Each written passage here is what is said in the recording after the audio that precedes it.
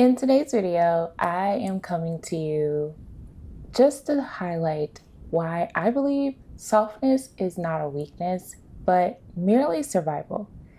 And I'm coming in this video with it just because, as a Black woman and also a Black woman who is an independent romance author, I write stories where Black women are adored, cherished, and yearned. And it has become a part of my identity to write women in my stories in a place of softness, but not in the form of a weakness. And I do this because, well, from my own standpoint, I have encountered various times of my life where I have not allowed softness to just be the thing that I reveal as or look at as strong. And so before I previously left my former position, I operated in a position that was not only the leader of my team at the physical location, but I also had like multiple titles and a ton of different responsibilities that were thrown at me. And as time went on, it got very overwhelming. And I believed and knew that I could do it just because of my own capabilities and skill sets that I had already acquired. But not having this vision of what I believe my teammate would do in order to help provide like an even keel or even balance within our particular setting, I didn't receive that. And so I kind of held on to it very quietly because I was always taught growing up that I had to be strong. I not only had to be resilient, I could not show my vulnerability. And so a lot of times I was exhausted and I tried to just keep that smile on my face because I could not show that I was really upset and that I was really trying, but I was overwhelmed and I was tired and exhausted and I was burnt out beyond measure.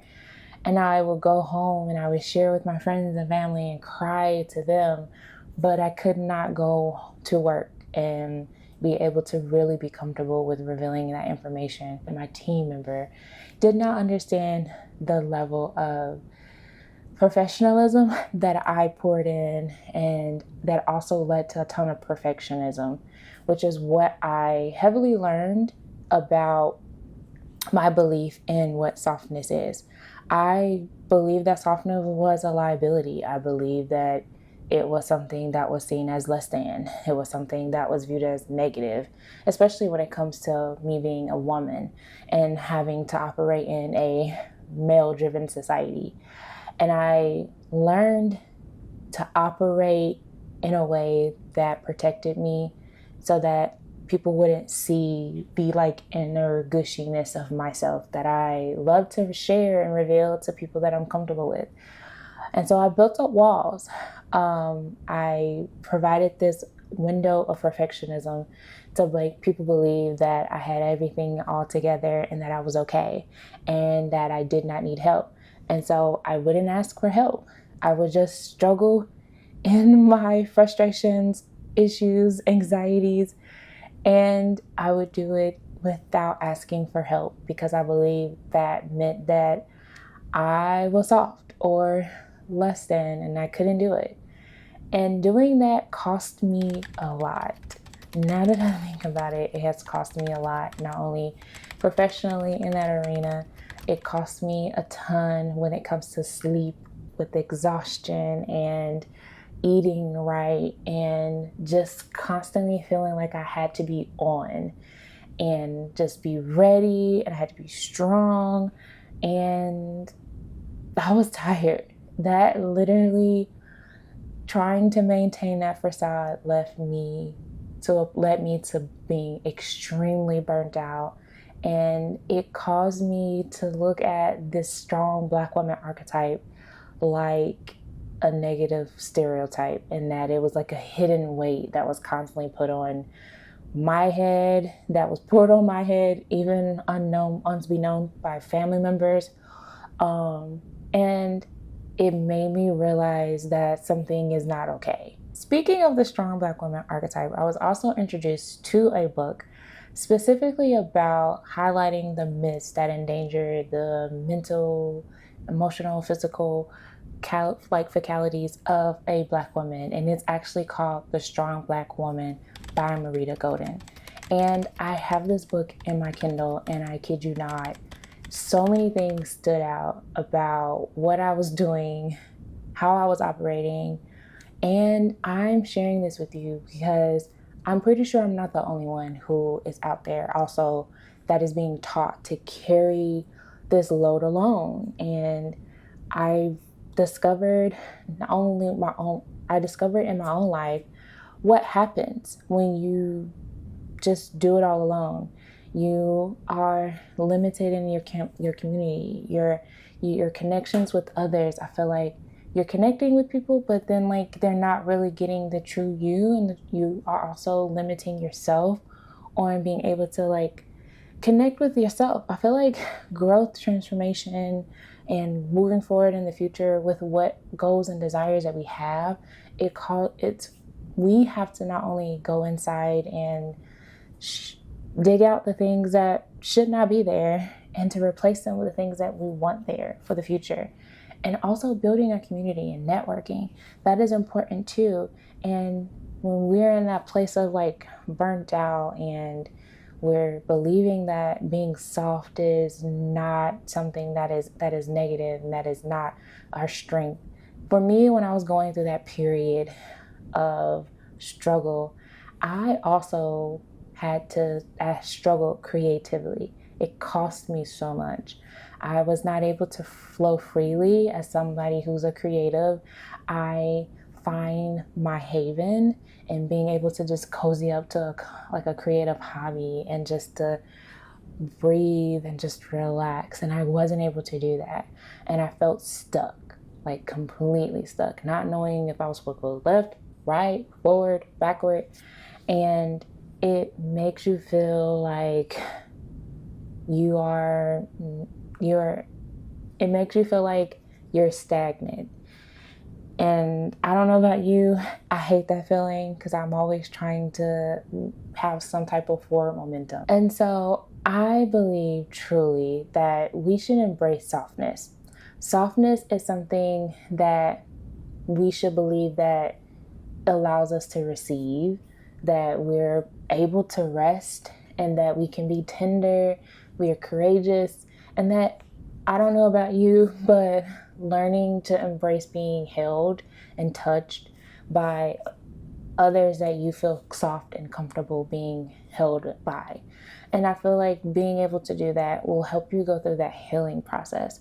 Because softness is survival. It truly, truly is, especially now when a lot of us are probably very anxious or stressed and worried just about everything that is surrounding us. Softness is going to help us to not only feel joy, but it's going to help us to feel peace. It's going to help us to have that sense of safety and to be able to have more of a sense of awareness and protectiveness of our own space and surroundings, so to speak. And I'm always hearing this all the time, especially from my spiritual mentor / former dance teacher in North Carolina, that you can't pour from an empty cup. And that is so true. When you are empty, you don't have everything that you need to be able to pour out into others. So if you're trying to be that content creator, you're trying to become that lawyer or that teacher, or even like myself, an author, if you are not pouring into yourself and having different avenues to pour into yourself, you can't pour it back out into the people that you are meant to connect with and serve in some form of capacity. And it is important to notate this, that the resilient people out there that we follow and admire, those people know how to rest. Those people know how to like go quiet and just zone in on themselves. And softness should be a resistance. And that is something that we should formulate into a model for ourselves, because if you don't, who else will?